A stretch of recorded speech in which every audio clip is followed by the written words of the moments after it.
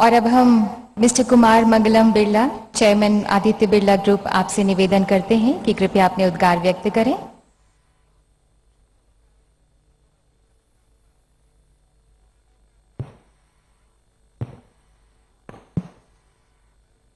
Honorable Prime Minister Shri Narendra Modi, distinguished ministers, ladies and gentlemen, Digital India holds truly exciting possibilities.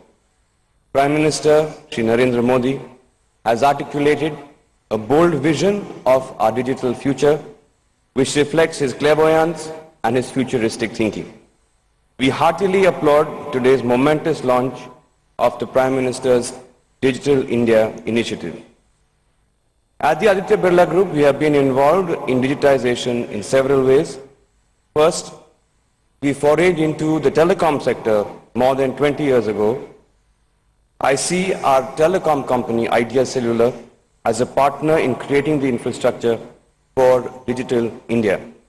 Our investments in the telecom industry have been in excess of $15 billion, wherein we have laid 100,000 kilometers of fiber and have a network of over 150,000 cell sites. To further improve this digital infrastructure, we plan to invest an additional $7 billion over the next 5 years in areas such as network rollout and enhancement, broadband implementation, and Wi-Fi deployment. And all of this will lay the foundation for the future growth of digitally enabled sectors and services. Our reach in terms of Idea subscribers connected to a digital world exceeds 165 million people across 350,000 towns and villages in India. With this great reach comes great opportunity and responsibility as well.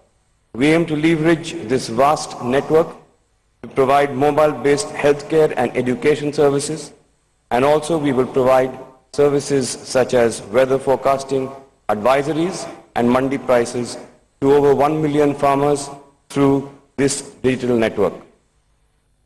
We also look forward to launch a mobile wallet and a payment bank that will seamlessly integrate our businesses in 3 sectors, those of telecom, financial services, and retail, bringing together a combined customer base of over 200 million across all strata of society.